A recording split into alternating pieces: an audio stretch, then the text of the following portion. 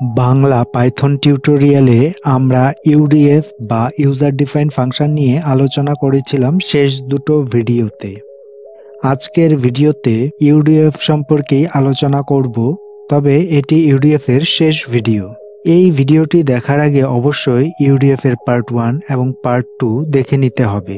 নিচের ডেসক্রিপশন বক্সের দেওয়া লিংকে ক্লিক করে ভিডিওগুলো দেখে নিতে পারো। আজ আমরা ফাংশনের কিছু গুরুত্বপূর্ণ এবং অ্যাডভান্স বিষয় সম্পর্কে জানব। ইউডিএফ সম্পর্কে জানতে যদি আগ্রহী হয়ে থাকো তাহলে ভিডিওটি শেষ পর্যন্ত দেখে নিতে পারো।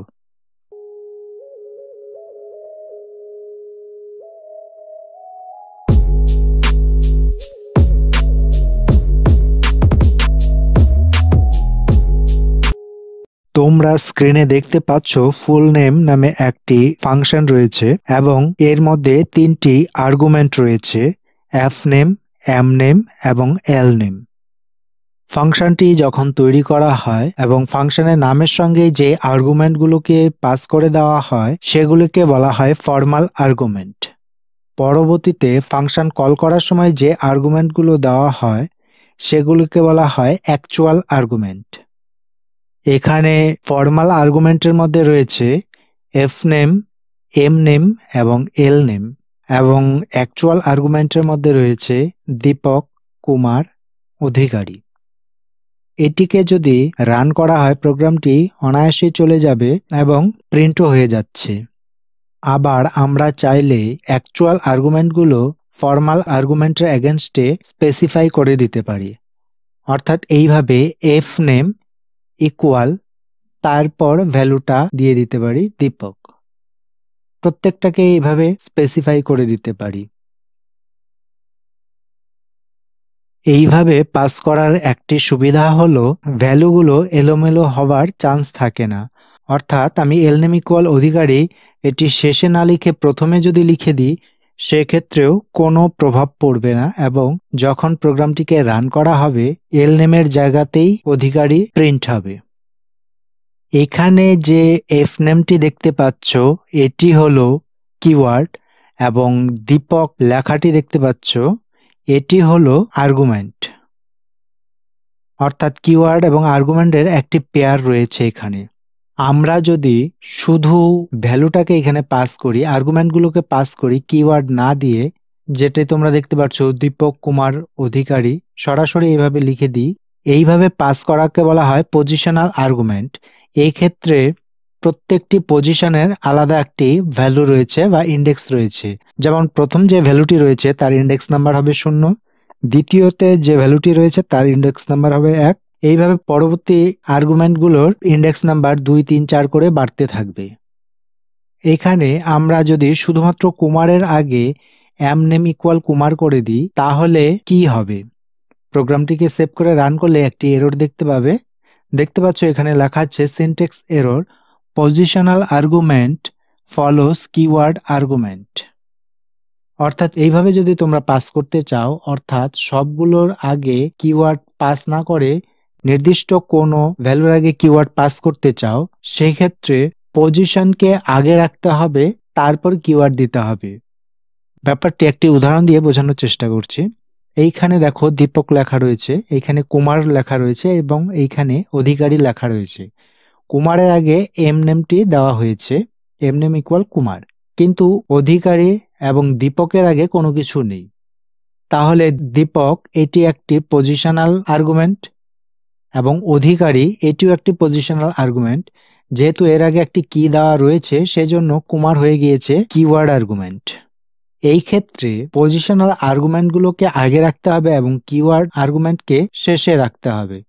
অর্থাৎ এখানে চাইলে শেষের যে আর্গুমেন্টটি রয়েছে অধিকারী, এটির মধ্যে আমরা দিয়ে দিতে পারি এল নেম, এবং এম নেম ইকুয়াল কুমার যদি করি সেক্ষেত্রে অধিকারী আগে কি দেওয়া বাধ্যতামূলক। তাহলে বুঝতেই পারছো, যদি কোনো একটি কিওয়ার্ড আর্গুমেন্ট পাস করা হয় তারপর আর কোনো পজিশনাল আর্গুমেন্ট দেওয়া যাবে না, এবং পজিশনাল আর্গুমেন্ট হলো সেগুলি যেগুলির আগে কোনো কিওয়ার্ড দেওয়া হয় না, সরাসরি আর্গুমেন্ট পাস করা হয়।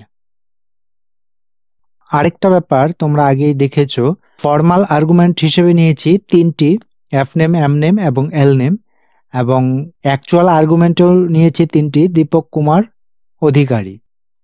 এইখানে আমরা কমা দিয়ে যদি আরো একটি অ্যাকচুয়াল আর্গুমেন্ট নিয়ে নিই সেক্ষেত্রে কি হবে? প্রোগ্রামটিকে রান করলে আমরা একটি এরর পাবো এবং সেই এররটি দেখাচ্ছে full name takes 3 positional argument but 4 were given. এখানে যে ফর্মাল আর্গুমেন্ট গুলো রয়েছে সেগুলি আর্গুমেন্টকে নেয় অর্থাৎ টেক করে, কিন্তু অ্যাকচুয়াল আর্গুমেন্ট গুলো আমরা দিই অর্থাৎ অ্যাকচুয়াল আর্গুমেন্ট ইউজার গিভ করে। এইখানে বলছে যেহেতু এই ফাংশনে 3টা আর্গুমেন্টের প্রয়োজন ছিল কিন্তু আমরা দিয়েছি 4টা আর্গুমেন্ট অর্থাৎ একটা আর্গুমেন্ট এক্সট্রা দেওয়া হয়েছে, সেজন্য এই এররটি এসেছে। এই সমস্যার সমাধানের জন্য স্টার আর্গুমেন্টের ব্যবহার করা হয়। এই আরবিট্রারি আর্গুমেন্ট সম্পর্কে এখন আমরা জানব। এমন কিছু ক্ষেত্র থাকে যেখানে আগে থেকে বলা সম্ভব নয় কয়টি আর্গুমেন্ট পাস করা হবে, অর্থাৎ অ্যাকচুয়াল আর্গুমেন্ট কতগুলো হবে। সেক্ষেত্রে আমরা রাউন্ড ব্র্যাকেটের ভিতর যে ফর্মাল আর্গুমেন্ট পাস করি সেখানে শুধুমাত্র একটি আর্গুমেন্ট পাস করে দিতে হবে, কিন্তু সেই আর্গুমেন্টটির দেওয়ার আগে অবশ্যই একটি স্টার দিয়ে দিতে হবে। আমরা এই ফাংশনটাকেই একবার কপি করে পেস্ট করে নিচ্ছি এবং উপরের ফাংশনটাকে কমেন্ট করে দিচ্ছি। এখন দেখো এখানে এফ নেম, এল নেম এবং এম নেম তিনটে রয়েছিল, সেক্ষেত্রে আমরা শুধু এস নেম দিয়ে দিচ্ছি এবং এস নেমটির আগে অবশ্যই একটি স্টার যুক্ত করে দিব। এখানে স্টার দেওয়ার ফলে কি হলো সেটি ভালোভাবে বুঝতে হবে। আমরা যখনই ফর্মাল আর্গুমেন্টের মধ্যে একটি স্টার দিয়ে তারপর আর্গুমেন্টটি পাস করেছি, এর ফলে আমরা যখন অ্যাকচুয়াল আর্গুমেন্টের মধ্যে একাধিক ভ্যালু পাস করব, 3টি 4টি 10টি যত খুশি ভ্যালু পাস করি না কেন, সেটি কিন্তু অ্যাজ এ টাপল কনসিডার হয়। অর্থাৎ এইখানে যে 4টি ভ্যালু দিলাম দীপক কুমার অধিকারী, এই যে 4টি ভ্যালু, এগুলি এখন একটি টাপল হিসেবে কনসিডার করবে, টাপল হিসেবে ট্রিট হবে। এখান থেকে আমরা এম নেম, এফ নেম সব মুছে দিচ্ছি, প্রিন্টের থেকেও মুছে দিচ্ছি, শুধুমাত্র এস নেম রেখে দিচ্ছি। এখন যখন প্রোগ্রামটিকে সেভ করে রান করছি, রেজাল্টের মধ্যে তোমরা দেখতে পাচ্ছ একটি টাপল আকারে আর্গুমেন্টগুলোকে দেখতে পাচ্ছি। তোমরা যারা টাপল সম্পর্কে জানো এবং আমার আগের ক্লাসগুলো দেখেছো তারা জানো টাপল রাউন্ডেড ব্র্যাকেটের মধ্যেই থাকে। তোমরা চাইলে এখানে এটির ডেটা টাইপও চেক করে দেখতে পারো।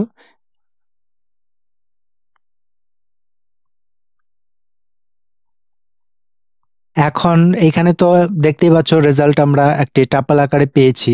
এখন কোনো নির্দিষ্ট একটি ভ্যালু যদি তুমি চাও সেক্ষেত্রে ইন্ডেক্স নাম্বার দিয়ে অ্যাক্সেস করতে পারবে, যেটা আমরা স্লাইসিং এর সময় করেছিলাম টাপলের মধ্যে। ধরা যাক আমার অধিকারী প্রয়োজন, এখন দেখো অধিকারী ইন্ডেক্স নাম্বার এখানে 012, অর্থাৎ অধিকারীর ইন্ডেক্স হলো 2, তাহলে আমরা লিখব ফুল নেম অফ 2 প্রিন্টের মধ্যে। তাহলে আমরা আউটপুটে পাবো অধিকারী। আশা করি বুঝতেই পেরেছ কখন আমরা সিঙ্গেল স্টার এই চিহ্নটি ব্যবহার করি। এখন আমরা দেখব আরবিট্রারি কিওয়ার্ড আর্গুমেন্ট অর্থাৎ ডাবল স্টার সম্পর্কে। আমরা এতক্ষণ দেখলাম সিঙ্গেল স্টার ব্যবহার করা হয় যখন আমাদের জানা না থাকে কতগুলো অ্যাকচুয়াল আর্গুমেন্ট পাস করব যেগুলি পজিশনাল ভাবে থাকবে, কিন্তু কিছু ক্ষেত্র থাকে যেখানে আমাদের জানা না থাকে কতগুলো কিওয়ার্ড অনলি অ্যাকচুয়াল আর্গুমেন্ট থাকবে। সেসব ক্ষেত্রে এতক্ষণ আমরা সরাসরি দীপক কুমার অধিকারী এইভাবে পাস করে দিয়েছি, কিন্তু যদি এরকম কিছু হতো F name equal Dipak, M name equal Kumar, L name equal Adhikari, সেক্ষেত্রে সিঙ্গেল স্টার কিন্তু কাজ করবে না। এক্ষেত্রে আমাদের ডাবল স্টার ব্যবহার করতে হবে। আমরা একটি ফাংশন তৈরি করে নিচ্ছি মাই ফাংশন নামে। এইখানে স্ক্রিনে দেওয়া ফাংশনটি তোমরা লক্ষ্য করো, এখানে নেম নামে একটি আর্গুমেন্ট রয়েছে, আবার ফাংশন কল করার সময় এফ নেম ইকুয়াল অরিজিৎ এবং এল নেম ইকুয়াল সিং পাস করা হয়েছে।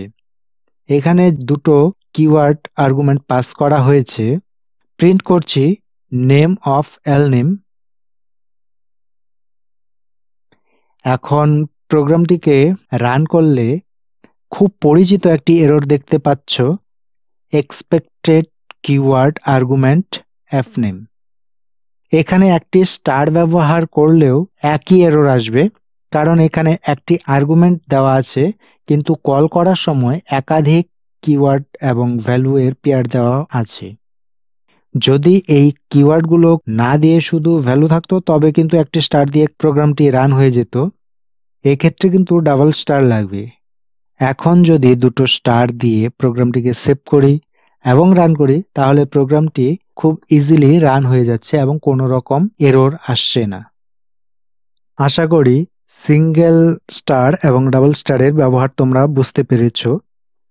ফাংশন তৈরি করার সময় তোমরা আরেকটি সিম্বলের ব্যবহার হয়তো অনেক জায়গাতেই দেখতে পাবে, সেটি হলো ব্যাকস্ল্যাশ, স্ল্যাশ।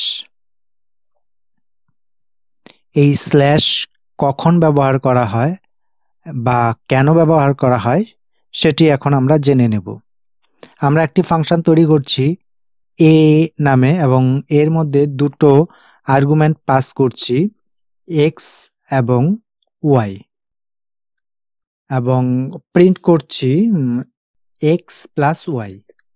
এখানে এতটুকু তোমরা নিশ্চয়ই বুঝতে পেরেছো এর রেজাল্ট কি হবে। আমরা যদি এখন এ কে কল করি এবং এর মধ্যে ভ্যালু কিছু পাস করে দিই তাহলে এই দুটোর যোগফল আমরা পেয়ে যাব। এতটুকু পর্যন্ত তোমাদের কোনো রকম সমস্যা নেই আশা করতেই পারি। এখানে এক্স এবং ওয়াই এই যে দুটো ফর্মাল আর্গুমেন্ট রয়েছে এবং 5 এবং 3 এই দুটো অ্যাকচুয়াল আর্গুমেন্ট রয়েছে, এগুলো পজিশনাল আর্গুমেন্ট নাকি কিওয়ার্ড আর্গুমেন্ট? যদি তোমাদের প্রশ্ন করা হয় তাহলে তোমরা কি বলবে? অ্যাকচুয়ালি এখানে যেগুলি আর্গুমেন্টগুলো দেখতে পাচ্ছ এগুলি পজিশনাল আর্গুমেন্ট হিসেবেই রয়েছে, কিন্তু আমরা যদি চাই এগুলিকে অ্যাকচুয়াল আর্গুমেন্ট হিসেবেও পাস করতে পারবো। ধরা যাক আমি এখানে লিখে দিচ্ছি x ইকুয়াল 5 এবং y ইকুয়াল 7। এবার যদি প্রোগ্রামটিকে সেভ করে রান করি 5 এবং 7 দুটো যোগ হয়ে কত হচ্ছে 12। প্রোগ্রামটি রান হয়ে যাচ্ছে। অথবা আমরা যদি অ্যাকচুয়াল আর্গুমেন্টের মধ্যেও লিখে দেই x ইকুয়াল 6 y ইকুয়াল 2, সেক্ষেত্রেও প্রোগ্রামটি রান হয়ে যাবে, কোনো রকম এরর আসবে না। কিন্তু এখন এই আর্গুমেন্ট আর পজিশনাল আর্গুমেন্ট নেই, বরং এটি কিওয়ার্ড আর্গুমেন্ট হয়ে গিয়েছে। এই যে ফর্মাল আর্গুমেন্টের মধ্যে এক্স এবং ওয়াই পাস করেছি, ওয়াই এর পরে কমা দিয়ে যদি একটি এই স্ল্যাশ চিহ্ন পাস করে দিই সেক্ষেত্রে কিন্তু তাহলে এটি একটি পজিশনাল আর্গুমেন্ট হিসেবেই অ্যাকসেপ্ট করবে। এখানে কিন্তু আর কোনো কিওয়ার্ড আর্গুমেন্ট অ্যাকসেপ্টেড হবে না, অর্থাৎ এখানে আমরা চাইলেও কোনো কিওয়ার্ড আর্গুমেন্ট দিতে পারবো না। পাইথন ফাংশন সম্পর্কে ক্লাসটি এখানেই শেষ করছি। পাইথন ফাংশনের ব্যবহার পরবর্তীতে যত বড় বড় প্রোগ্রাম তৈরি করবে তখন এর ব্যবহার আরো বেশি বেশি দেখতে পাবে। প্রজেক্ট তৈরি করার সময় ফাংশন ব্যবহার করে তোমরা খুব সহজেই এবং খুব কম কোডের মাধ্যমে বড় বড় কাজ কমপ্লিট করে ফেলতে পারবে। পাইথন ফাংশন ব্যবহার করে ছোট একটি প্রজেক্ট তোমরা বাড়িতে তৈরি করার চেষ্টা করো। ভিডিওটি সম্পর্কে মতামত তোমরা কমেন্টের মাধ্যমে আমাকে জানাতে পারো। দেখা হচ্ছে পরের ভিডিওতে।